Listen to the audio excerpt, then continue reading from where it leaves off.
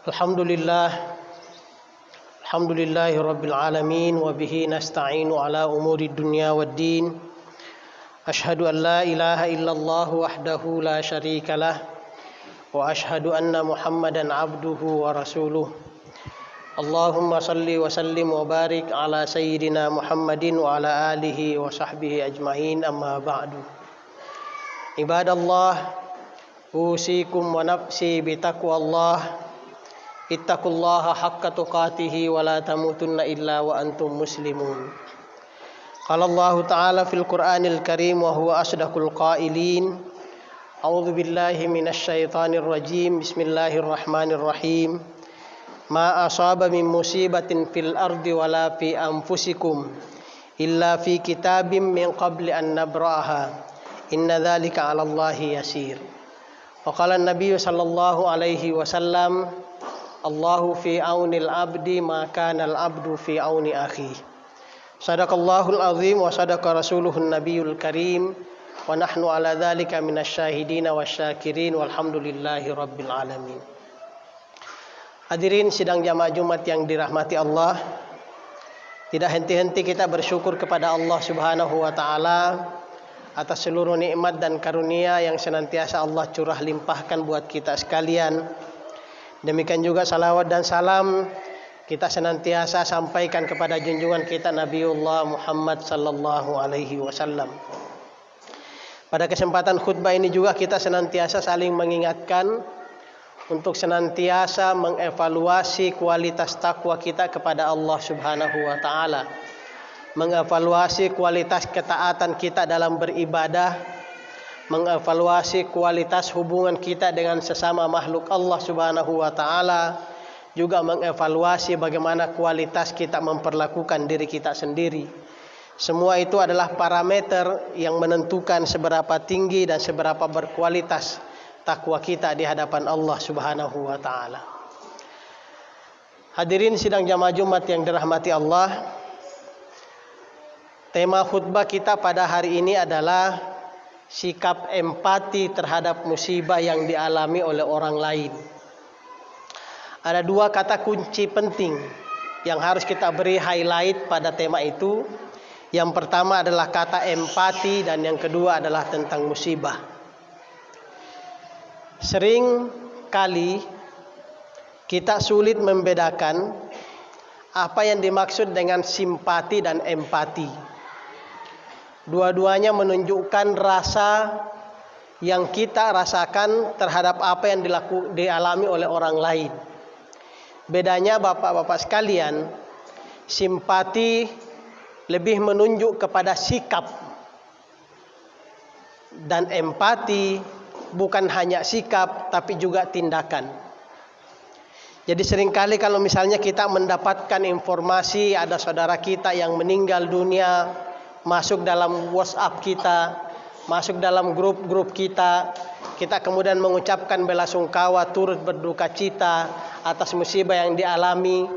Ucapan kita itu baru sebatas sifat simpati. Tapi empati menuntut kita untuk melakukan tindakan lanjutan. Maka itu sikap empati itu adalah simpati yang diteruskan dengan melakukan tindakan nyata untuk mengurangi beban atau penderitaan yang dialami oleh saudara-saudara kita. Empati tidak cukup hanya sekedar mengucapkan. Empati tidak cukup hanya sekedar berbelasungkawa. Empati tidak cukup hanya sekedar merasakan apa yang dirasakan oleh saudara kita dalam musibah yang dia alami. Tetapi empati menuntut sikap nyata kita, tindakan nyata kita untuk meringankan apa yang dialami oleh saudara kita. Itu yang dimaksud dengan empati. Dua-duanya lahir dari sikap kita, lahir dari kesadaran kita bahwa setiap kita adalah manusia yang sama di hadapan Allah Subhanahu wa taala.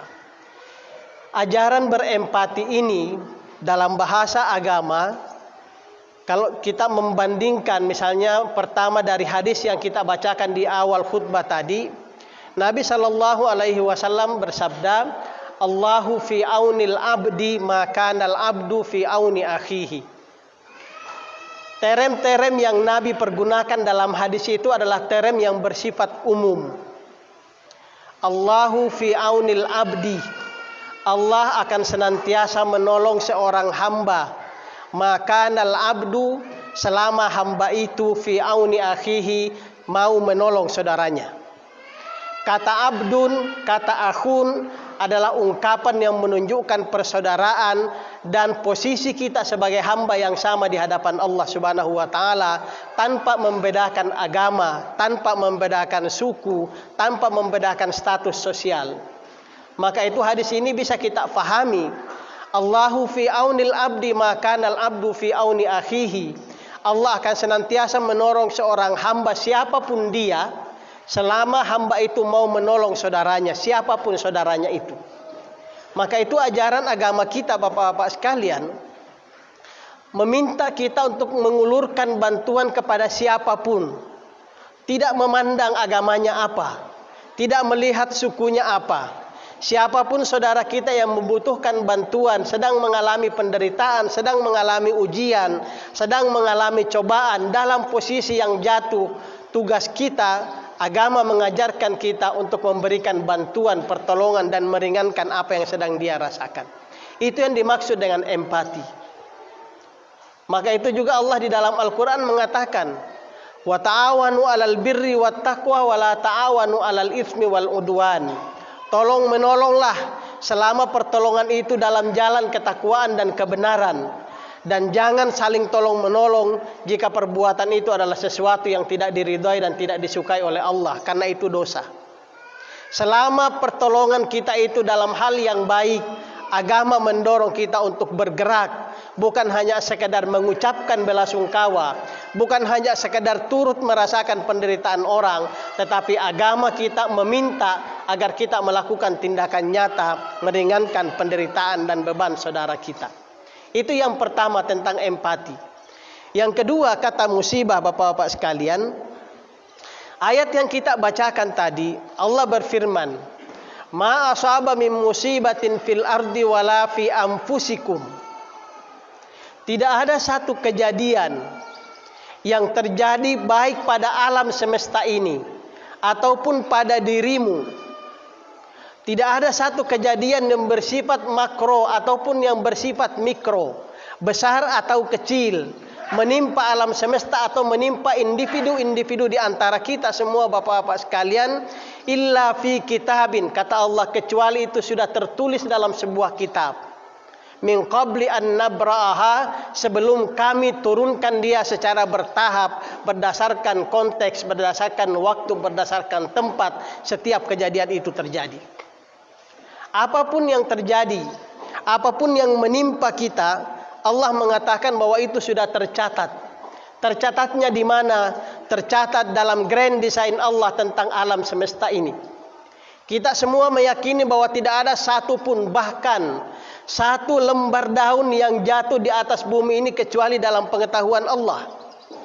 Tidak ada satu kejadian pun di atas bumi ini kecuali itu terjadi atas kehendak Allah. Tidak ada satu kejadian pun yang terjadi di atas bumi ini kecuali itu terjadi atas izin Allah. Semuanya terjadi dan semuanya sudah tercatat dalam satu kitab besar yang disebut dengan Lauhil Mahfuz.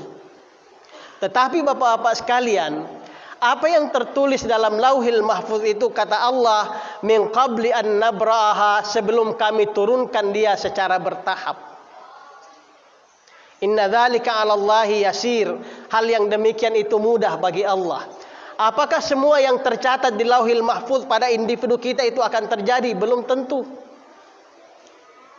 Allah mencatat pada diri kita, Bapak-bapak sekalian. Ini satu keyakinan yang harus kita yakini bersama. Allah pasti menyiapkan sebuah catatan baik bagi kita semua. Allah pasti menuliskan catatan baik bagi kita semua di Lauhil Mahfuz. Dari mana dasarnya? Di dalam Al-Quran, dalam sekian banyak ayat, dalam redaksi yang berbeda, Allah mengatakan Allah tidak pernah menginginkan keburukan bagi setiap hambanya. Wa ma kana Allahu yuridu zulman lil alamin. Allah tidak pernah menginginkan keburukan bagi alam semesta ini. Ma kana Allahu bidzallamin lil abid. Allah tidak pernah berbuat buruk kepada setiap hambanya. Karena itu kita meyakini apa yang Allah sebutkan illa fi kitabin, tertulis di dalam sebuah kitab. Kita meyakini bahwa catatan-catatan yang Allah siapkan buat kita itu adalah catatan yang baik. Persoalannya bapak-bapak sekalian, ketika nabra'aha, ketika kami turunkan dia, ketika kami aktualkan apa yang tercatat itu dalam kenyataan, itu tidak semata-mata sesuai tergantung pada apa yang tertulis di Lauhil Mahfuz. Rinciannya macam-macam, rinciannya banyak. Yang tertulis di Lauhil Mahfuz itu adalah garis besar, grand design kehidupan kita. Tapi apa yang kita alami, apa yang kita rasakan, apa yang kita hadapi dalam kehidupan kita di atas bumi ini, banyak faktor yang menentukan apa yang menjadi aktual. Kemampuan kita, kesadaran kita, cara kita memahami alam semesta, cara kita menyikapi hidup, skill yang kita miliki, semua itu berpengaruh pada apa yang terjadi pada diri kita. Kita ambil contoh sederhana bapak-bapak sekalian.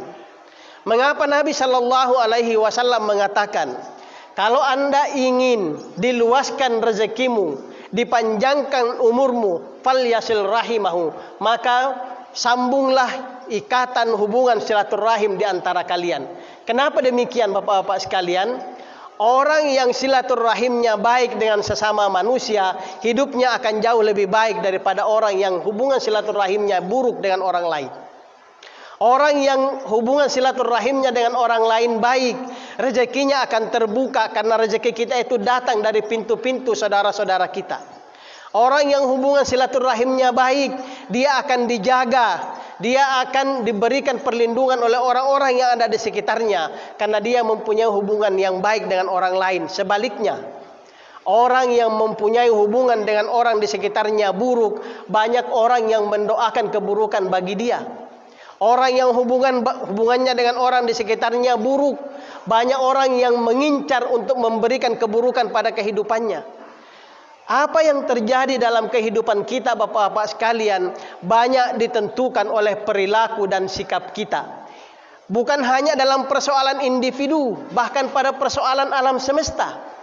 Allah tadi mengatakan, ma asaba min musibatin fil ardi wala fi anfusikum. Kejadian makro ataupun kejadian mikro. Yang kita jelaskan tadi adalah kejadian mikro. Pada kejadian makro Allah berkata, zaharal fasadu fil barri wal bahri bima kasabat aydin nas. Musibah yang terjadi di atas bumi ini tidak lepas dari perbuatan, perilaku, sikap manusia terhadap alam semesta ini.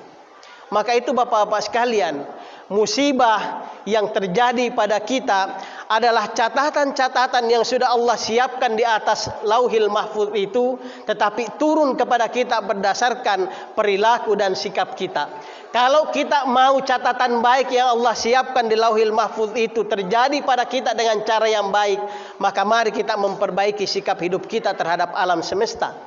Kalau kita mau hidup kita damai di atas bumi ini, seperti yang Allah siapkan dalam catatan baik kita di Lauhil Mahfuz, maka perbaiki hubungan kita dengan sesama manusia. Semua itu akan memberikan pengaruh.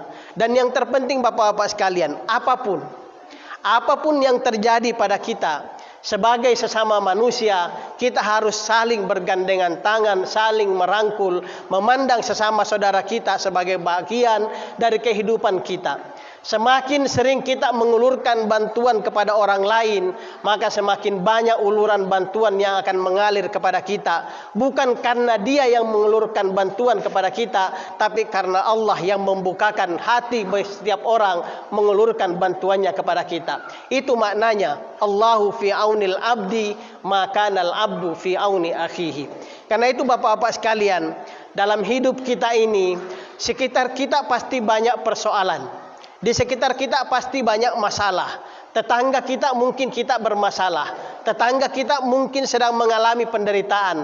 Bukalah mata, bukalah telinga, tengok saudara kita. apa yang mereka butuhkan, apa yang bisa kita lakukan buat mereka. Saling merangkul, saling bergandengan tangan akan membawa kita pada kehidupan yang jauh lebih baik, pada kehidupan yang penuh dengan rahmat dan karunia dari Allah Subhanahu wa taala. Dan itu adalah sikap seorang muslim, sikap seorang mukmin yang diajarkan oleh Nabi, oleh Allah Subhanahu wa taala. Maka itu Nabi mengatakan, "Matsalul mu'minin," perumpamaan seorang mukmin, "fi tawaddihim wa tarahumihim wa ta'atufihim," dalam hubungan persamaannya, dalam hubungan kasih sayangnya, dalam hubungan dia hidup bersama-sama.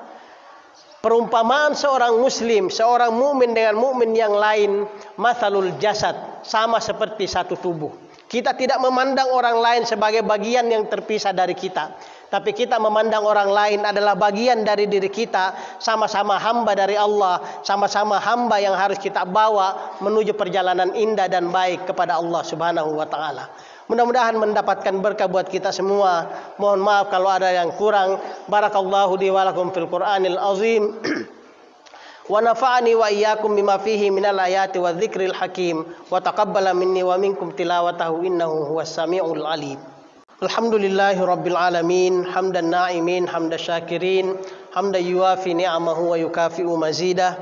Asyhadu an la ilaha illallah wa asyhadu anna Muhammadan abduhu wa rasuluh. Allahumma salli wa sallim wa barik ala sayyidina Muhammadin wa ala alihi wa sahbihi ajma'in, amma ba'du.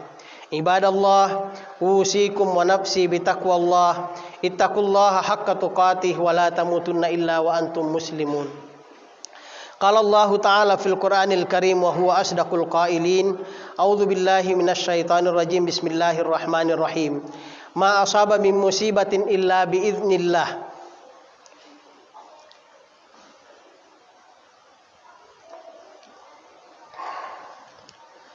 Ma asaba min musibatin illa biiznillah wa may yu'min billahi yahdi qalbah wallahu bikulli syai'in alim. Ayat ini Bapak-bapak sekalian memberikan penegasan ulang atas apa yang kita baca tentang ayat sebelumnya, bahwa setiap kejadian itu adalah sesuatu yang datang dari Allah. Karena itu Allah mengatakan di ayat ini, ma asaba min musibatin illa biiznillah. Tidak ada satu kejadian pun kecuali itu atas izin Allah. Wa may yu'min billahi yahdi qalbah. Ini poinnya. Siapapun yang beriman kepada Allah, Allah akan memberikan hidayah pada hatinya. Siapapun yang memiliki kesadaran yang baik atas setiap musibah yang menimpa dirinya, Allah akan menuntun hatinya. Siapapun yang memiliki kesadaran tentang Allah secara baik, Allah akan menuntun langkahnya. Musibah pasti kita alami, tetapi cara kita menyikapi musibah berbeda-beda.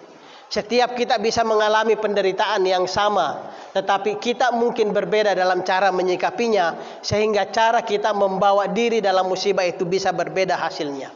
Yang ingin dikatakan oleh ayat ini kepada kita Bapak-bapak sekalian, wa may yu'min billah.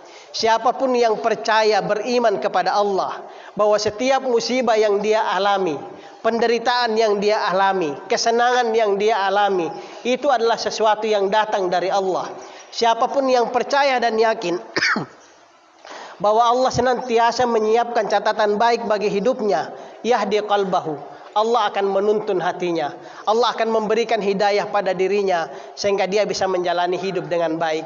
Maka itu Bapak-bapak sekalian, pesan dari ayat ini adalah mari kita senantiasa memandang secara positif musibah yang sampai pada kita, dan juga memandang secara positif, berpikir secara positif kepada Allah Rabbul Alamin, Tuhan yang senantiasa memelihara hidup kita. Bapak-bapak sekalian, mari kita mengangkat kedua tangan kita berdoa kepada Allah Subhanahu wa taala. Mudah-mudahan Allah senantiasa memberikan ampunan kepada kita dan senantiasa memberikan petunjuk jalan hidayah buat kita, sehingga kita bisa menjalani hidup dunia ini dengan penuh kebahagiaan, dan insya Allah juga akan menapaki kehidupan akhirat dengan kebahagiaan yang lebih baik. Allahumma ighfir lil muslimina wal muslimat wal mu'minina wal mu'minat al ahya'i minhum wal amwat birahmatika ya arhamar rahimin ya qadiyal hajat. Rabbana ighfir lana wa liwalidina warhamhum kama rabbawna sigara. Rabbana ighfir lana wa li ikhwanina alladhina sabaquna bil iman wa la taj'al fi qulubina ghillan lil ladzina amanu rabbana innaka raufur rahim. Rabbana auzi'na an nashkura ni'mataka allati an'amta 'alaina wa 'ala walidina wa an na'mala salihan tardah wa adkhilna bi rahmatika fi ibadikas salihin. Rabbana atina fid dunya hasanah wa fil akhirati hasanah wa qina adzabannar. Walhamdulillahi rabbil alamin.